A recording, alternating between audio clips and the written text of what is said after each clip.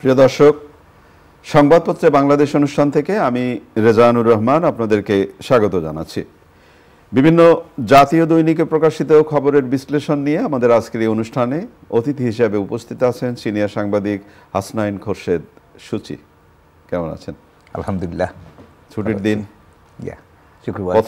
শুক্রবার, পত্রপত্রিকায় প্রকাশিত কয়েকটা শিরোনাম পড়ে শোনাই আপনাকে, তারপর আমরা আলোচনায় যেতে চাই। প্রথম আলো, শতাধিক পণ্যে শুল্ক কর বাড়ল, ট্রাক সেল বন্ধ, ৪৩ লাখ পরিবারের কার্ড বাতিল। জুলাই ঘোষণাপত্র সরকার দেবে না, সহায়তা করবে। দৈনিক ইত্তেফাক, ফের শাহবাগে অবরোধ, শহীদ মিনারে অবস্থান, কারাবন্দী বিডিআর সদস্যদের মুক্তিসহ ৩ দাবি। লন্ডনের হাসপাতালে প্রফুল্ল খালেদা জিয়ার অবস্থা স্থিতিশীল। দৈনিক সমকাল, রমজানে ভোগ্যপণ্যের সরবরাহ নিয়ে শঙ্কা, বেসামাল চালের বাজার, গলদঘর্ম মুরগি কিনতেও। দৈনিক যুগান্তর, দুর্নীতি অনুসন্ধানে যৌথ দল, শেখ হাসিনা পরিবার ও 10 আলোচিত ব্যবসায়ী গ্রুপ। মানব জমিন, ইস্যু স্থানীয় নির্বাচন, নানা আলোচনা, হাই প্রোফাইল জ্যাক বসন ঢাকায় মার্কিন ভারপ্রাপ্ত দূত। বাংলাদেশ প্রতিদিন, ক্রসফায়ার, 2276 নেতাকর্মী, ইলিয়াস আলী সহ 153 জনকে গুম, ট্রাইব্যুনালে অভিযোগ বিএনপির। কালবেলার শিরোনাম, বাতিলের শীর্ষে রাজনীতিকদের পাসপোর্ট, নিয়োগ বদলির ক্ষমতা 4 উপদেষ্টার হাতে। আজকের পত্রিকার শিরোনাম, বনানীর 20 বিঘা প্রকল্পের ফাইলের হঠাৎ নাড়াচাড়া, অস্থায়ী ইজলাসে দুর্বৃত্তদের আগুন, সাক্ষ্য গ্রহণ হয়নি। দেশ রূপান্তরের শিরোনাম, পুরল ইজলাস, হলো না বিচার কাজ, বিদ্যুতের দাম কমানো সম্ভব। খবরের কাগজ, আগে স্থানীয় নির্বাচন, নানা দলে নানা মত, যাদের পাসপোর্ট বাতিল হলো। আমার দেশ, ভারতের আবদারে রামগড়ে স্থলবন্দর, বাংলাদেশের 1000 কোটি টাকা গচ্চা, রহস্যময় আগুনে পুড়ে ছাই সেই অভিশপ্ত আদালত কক্ষ।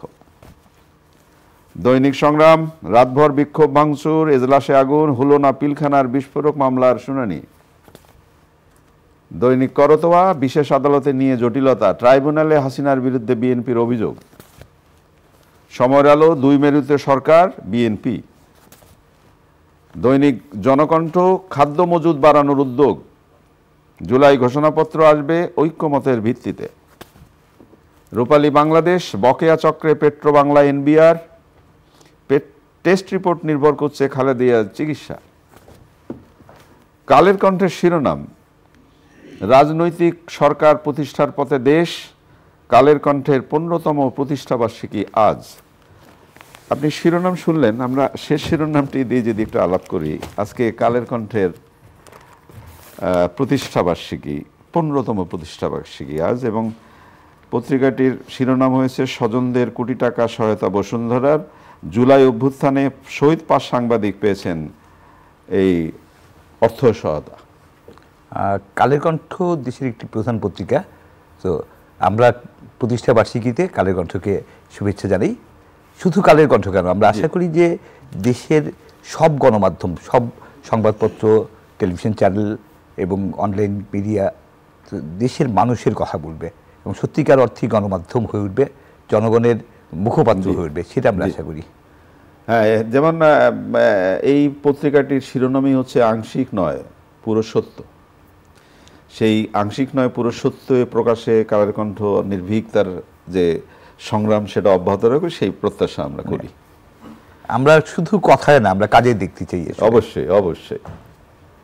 আজকের পত্রিকার উদ্বেগজনক শিরোনাম যেটা হলো, প্রথম আলোতে যদি আপনার শিরোনামটা আরেকবার পড়ে শোনাই আপনাকে, শতাধিক পণ্যে শুল্ক কর বাড়ল, এবং কোথায় বাড়বে না সেটা যদি প্রশ্ন তুলি তাহলে আরো ভয়াবহ ব্যাপার হবে। যেমন ধরেন, রেস্তোরাঁয় বাড়বে, আপনার মোবাইল ফোনে বাড়বে, আপনি উড়োজাহাজে যাতায়াত করবেন সেখানে বাড়বে, এবং আরও নানা ধরনের বিষয়গুলো বাড়বে। কিন্তু আমি একটা জিনিস আপনার কাছে একটু জানতে চাই, সময়ের প্রয়োজনে রাষ্ট্র নানাভাবে নানা সিদ্ধান্ত নিতেই পারে, কিন্তু এই সময়ে যেভাবে এত পণ্যের দাম বাড়লো, সাথে সাথে তো একটা সাধারণ মানুষের উপরে এই চাপটা পড়বে, তাহলে নাবিশ্বাস অবস্থাটা আর কি হবে, মানে কি দাঁড়াবে? এটা আসলে অবিশ্বাস্য যে বছরের মধ্যভাগে, অর্থ বছরের মধ্যভাগে বিনা নোটিশে এভাবে নতুন করে শতাধিক পণ্য এবং সেবার উপরে কর এবং শুল্ক আরোপ করা হলো। এটা কোনোভাবেই গ্রহণযোগ্য নয় এবং এটা আসলে মানুষ নিতে পারছে না। করণীয়টা কি? এটা যেটা আমরা জানি যে আগে কেন হলো সেটা বলি, যেটা যে IMF এর $470 কোটি পাওয়ার জন্য বাংলাদেশ যে শর্ত পূরণ করতে হবে, এই মানে যিনি টাকা দিয়েছেন তিনি শর্ত দিয়েছেন, সেই শর্ত পূরণের জন্য এটা বাড়ানো হচ্ছে। কিন্তু এইটা তো আসলে গত সরকারের আমলে IMF এর সাথে এই চুক্তি হয় এবং সেই চুক্তির শর্ত সরকারের আগে থেকেই জানা ছিল। সরকার যদি এই ধরনের পদক্ষেপ নিতেই চান, সরকার আগে এই সরকারের কাছে আমরা সবসময় যেটা শুনে এসেছি যে যারা আজকে সরকারে আছেন, যে অন্তর্বর্তী সরকার, তারা সবসময় জবাবদিহিতার কথা বলেছেন, স্বচ্ছতার কথা বলেছেন, অথচ তারা কোনো রকম ঘোষণা ছাড়া, কোনো রকম মানে সাধারণ মানুষের কাছে, জনগণের কাছে কোনো রকম জবাবদিহিতা ছাড়া যেভাবে এতগুলো পণ্য এবং সেবার উপরে এবং এত বড় হারে কর বাড়িয়ে দিলেন, সম্পূর্ণ শুল্ক আরোপ করলেন বা শুল্ক বাড়িয়ে দিলেন, এটা অবিশ্বাস্য। এটা মানে কোনোভাবেই মানুষ আসলে অ্যাফোর্ড করতে পারবে না। আমরা জানি যে খাদ্য মূল্যস্ফীতি প্রায় 13%, প্রত্যেকটা জিনিসের দাম বাড়ছে, প্রত্যেকটা ক্ষেত্রে মানুষ একটা অসহনীয় অবস্থায় আছে। সেরকম একটা অবস্থার মধ্যে এতগুলো পণ্য, ইভেন আপনি কয়েকটি পণ্যের নাম বলছেন, আমি আরো একটু যোগ করতে চাই যে ওষুধ, না আমি তো বললাম যে এটার যে এক নিঃশ্বাসে সব বলা যাবে না, নিঃশ্বাস নিতে হবে। তো ওষুধের উপরে পণ্য, ওষুধের যে ব্যবসা তার উপরে পণ্য শুল্ক বেড়েছে, তো ওষুধের দামও বেড়ে যেতে পারে। এবং প্রত্যেকটা ক্ষেত্রেই মানে ফল এবং ফলের জুস, এটা তো মানে শুধু আমাদের দেশে আসলে কারা বেশি ফল খায় বা ফলের জুস কাদের জন্য বেশি প্রয়োজন হয়, মানে সবার খাওয়া উচিত, সবাই খাওয়ার চেষ্টা করে কিন্তু সবাই অ্যাফোর্ড করতে পারে না। বিশেষ করে বয়স্করা, শিশুরা এবং অসুস্থ মানুষরা, তাদের জন্য এটা খুব বেশি প্রয়োজন। অথচ ফলের উপরে, ফলের জুসের উপরে যেভাবে এই ধরনের প্রত্যেকটা পণ্যের উপরে যেভাবে, ফলের জুসের কথাই বললেন কেন? মোবাইল ফোন একটা নিত্য ব্যবহারের জন্য, আপনি তারপরে আপনার ইন্টারনেট, এটা এখন এমনভাবে সামাজিক যোগাযোগ মাধ্যমের প্রভাবটাও বাদ দিলাম, পারিবারিক জীবনে এত বেশি মানে জরুরি হয়ে পড়েছে, সেই জায়গা থেকেও যদি আস্তে আস্তে আপনাকে কর দিতে হয়, বাড়তি কর, তাহলে তো মানুষ অ্যাফোর্ড করতে পারবে। বাস্তবতা হচ্ছে মানুষের আয় বাড়ছে না, বেকারত্ব বাড়ছে, বিনিয়োগ হচ্ছে না। যথার্থ কথা বলেছেন, মানুষের আয় তো বাড়ছে, আয় বাড়ছে না, বরং প্রকৃত আয় কমছে। প্রকৃত আয় কমছে, তাহলে যে আয় বাড়ছে না তার মধ্যে যদি আবার বাড়তি ব্যয়। আমি স্পেশালি যারা বৈষম্য বিরোধী ছাত্র আন্দোলনের যারা ছিলেন যে শিক্ষার্থীরা, আমি তাদের অসাধারণ সাফল্যকে অ্যাপ্রিশিয়েট করি, করে তাদের কাছে একটা খুব বিনীতভাবে আমি, না আপনি কেন খুব বিনীতভাবে একটা শিক্ষার্থীদের উপরেই কেন বিনীত আবেদন জানাচ্ছেন? আমি শিক্ষার্থীদের একটা কথা বলছি যে না, তারা রাষ্ট্র না, কিন্তু তাদের মনোনীত বা প্রফেসর বলেছেন যে মানে আমার নিয়োগদাতা হচ্ছে শিক্ষার্থীরা, সেজন্য আমি শিক্ষার্থীদের কথা বলছি যে প্লিজ আপনারা বাড়ি ফিরে আপনার বাবার পকেটের খবর নিন, বাবার মানিব্যাগের খবর নিন, বাবার আয়ের খবর নিন, আপনার মায়ের হেসেলের খবর নিন, যে মা রান্না করতে গিয়ে কি হিমশিম খাচ্ছেন, বাজার করাতে গিয়ে কি হিমশিম খাচ্ছেন, তাদের বড় দায়িত্ব আছে। এই ক্ষেত্রে কি আপনাকে আমি একটু বিনীতভাবে প্রশ্ন করব, আপনি যাদের উদ্দেশ্যে বললেন তাদের কারো কারো উদ্দেশ্যে ব্যাপারে বলা যায় যে বাবার মানিব্যাগের কথা বললেন, এখন অনেকের বাবার মানিব্যাগ কিন্তু বেশি স্ফীত হয়ে গেছে, এটাও শোনা যাচ্ছে। এটা যদি হয়ে থাকে তাহলে কেন এত বড় ছাত্র গণ অভ্যুত্থান? যদি এটা হয়ে থাকে তাহলে যারা আসলে এত বড় অভ্যুত্থান ঘটলো, তারাই যদি অভ্যুত্থানের শহীদদের রক্তের সাথে বেইমানি করেন, তো সেটা খুবই দুঃখজনক এবং অসহনীয় হবে। তো এই ধরনের ঘটনা যাতে না ঘটে, যেটা শোনা যাচ্ছে, আমরা চাই যে এটা মিথ্যা বলে আমরা বিশ্বাস করতে চাই যে এটা সত্য না। ব্যাপারটা যেটা হলো, আপনি যেটা বলতে চাইছেন যে সময়ের প্রয়োজনে আমাদের অনেক কিছু করতে হয়, কিন্তু সাধারণ মানুষের কথাটা একটু ভাবতে হবে, কতটা বোঝা আমরা তাদের উপরে দিতে পারি, কতটা সহ্য করতে পারবে তারা। আমি তো মনে করি যে বোঝা বরং কমানো উচিত ছিল, মানে সরকারের যেটা উচিত ছিল। আমরা অনেক কথা শুনেছি যে উন্নয়ন প্রকল্পের ক্ষেত্রে যে অজস্র অপ্রয়োজনীয় প্রকল্প ছিল, সেই প্রকল্পগুলো এডিপি থেকে বাদ দিয়ে সরকারের ব্যয় কমানো যেত। রাজস্ব খাতে মাথা ভারী প্রশাসন আছে, মানে অসংখ্য অফিসার ওএসডি হিসেবে বসে আছে, তাদের বসে বসে বেতন দেওয়া হচ্ছে। বিদ্যুৎ খাতে আমরা জানি যে আপনার ক্যাপাসিটি ট্যাক্সের নামে যে বিদ্যুৎ কেন্দ্র আদৌ সচল না বা সচল থাকছে না, তাকেও বিপুল পরিমাণ টাকা দিতে হচ্ছে। তো সেই সব ক্ষেত্রে ব্যয় সংকোচন না করে রাজস্ব আয় বাড়ানোর নামে মানুষের উপর বিনা নোটিশে এত বিশাল ট্যাক্সের বোঝা বাড়িয়ে দেওয়া, শুল্কের বোঝা বাড়িয়ে দেওয়া, এটা কোনোভাবেই এটা প্রত্যাহার করার জন্য আমরা একই সাথে ট্রাক সেল বন্ধ হলো এবং 43 লাখ পরিবারের কার্ড বাতিল হলো, টিসিবির কর্মসূচি। এই 43 লাখকে বলা হচ্ছে যে এরা অনিয়মের অভিযোগে সারা দেশে 43 লাখ কার্ড বাতিল হয়ে গেল। তাহলে বাকি যারা আছে তাদের কি হবে? আমি এটা হতে পারে যে ইয়েস, বিগত সরকারের আমলে ভুয়া কার্ড 43 লাখ ধরে নিলাম যে 43, ধরে নিলাম, আমি জানি না জেনে বলা ঠিক হবে না, যেহেতু সরকার বলছে আমি ধরে নিলাম যে এটা সত্য যে 43 লাখ ভুয়া কার্ড। কিন্তু এখানে টোটাল কার্ড ছিল 1 কোটি, 1 কোটি পরিবার এই সুবিধা পেত। যারা বাকি 57 লাখ তারা তো বৈধভাবে পাচ্ছ, তারা তো বৈধভাবে পাওয়ার যোগ্যতা রাখেন। তো অর্থনীতির অবস্থা এত খারাপ, জিনিসপত্রের দামের অবস্থা এত খারাপ যে সাধারণত টিসিবি এই খাদ্য এই পণ্য বিক্রি হয়। টিসিবিতে কী বিক্রি হয়? চাল, ডাল, ভোজ্য তেল, চিনি, মূলত এই 4টি পণ্য, তাও 350 টাকার বেশি একসাথে কিনতে পারে না মানুষ। সেরকম একটা পরিস্থিতিতে শুধু গরিব মানুষের না, মুখে মাস্ক দিয়ে মুখ আড়াল করে অজস্র মধ্যবিত্ত লাইনে দাঁড়াচ্ছেন।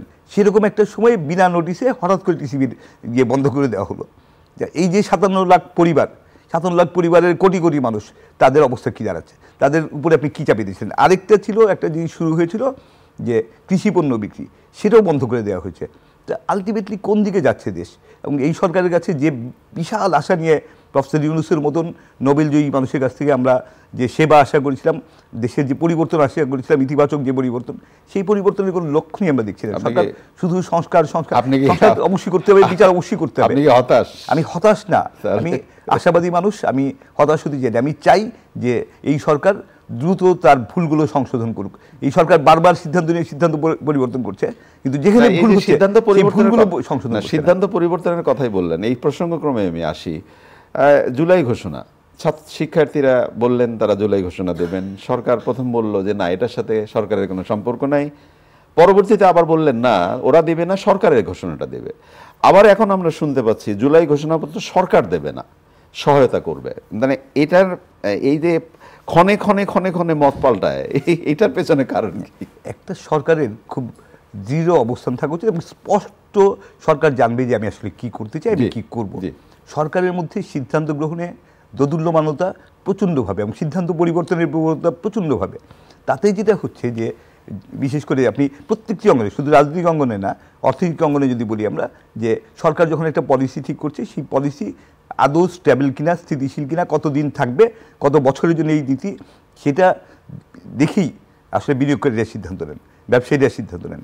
সো বিনিয়োগ ব্যবসার ক্ষেত্রে কোনো ধরনের আস্থা পাচ্ছে না মানুষ যে আজকে যে সিদ্ধান্ত হচ্ছে কালকে সেই সিদ্ধান্ত বদলে দিতে পারে। রাজনৈতিক অঙ্গনেও আজকে যে সিদ্ধান্ত হচ্ছে কালকে সেই সিদ্ধান্ত পরিবর্তন হতে পারে, কিন্তু এত দ্রুত না। আর পরিবর্তন কেন হবে? হওয়ার যৌক্তিক কারণ থাকতে হবে। এই দিক থেকে চাপ আসলে ওইদিকে হেলে পড়বেন, ওই দিক থেকে চাপ আসলে এদিকে হেলে পড়বেন, এটা তো হতে পারে না। সরকার তার নিজস্ব চিন্তা থেকে, এবং এত সব বিজ্ঞ মানুষ সরকারে, তারা তাদের নিজস্ব চিন্তা অভিজ্ঞতা থেকে তারা সঠিক সিদ্ধান্ত নেবেন। সঠিক সিদ্ধান্ত কেন পরিবর্তন করতে হবে? পরিবর্তন তখনই করতে হয় যখন আপনি ভুল সিদ্ধান্ত নেন। সো এই সরকার এত বারবার ভুল করবেন এটা তো আশা করা যায়। এই জন্য বোধ করি দরকার রাজনৈতিক সরকার, নাকি? রাজনৈতিক সরকারের কোনো বিকল্প নেই আসলে। গণতান্ত্রিক মির্জা ফখরুল ইসলাম আলমগীর একটা খুব গুরুত্বপূর্ণ কথা বলেছেন যে ক্ষমতায় টিকে থাকার অসুস্থ প্রতিযোগিতা শুরু হয়েছে এবং নির্বাচিত সরকার ছাড়া সরকারের আমরা সংস্কারের কোনো বৈধতা দিতে পারবো না। নির্বাচিত সংস্কার ছাড়া কি আদৌ সংস্কার সম্ভব? সংস্কার করতে হলে সংসদের মাধ্যমেই করতে হবে। সংসদ আসবে কোথেকে? নির্বাচনের মধ্য দিয়েই সংসদ হবে, নির্বাচনের মধ্য দিয়েই নির্বাচিত সরকার হবে। আমি বারবার একটা কথা, যেখানে এই সুযোগ পাচ্ছি আমি একটা কথা বলছি যে মানে এই জায়গায় রাজনীতিবিদদের উপর আমাদের আস্থা রাখতে হবে যে রাজনীতিবিদরা দলমত নির্বিশেষে যারাই, যে রাজনীতিবিদরা আগামী সংসদে নির্বাচিত হয়ে আসবেন, তারা এসে অবশ্যই সংস্কার করবেন।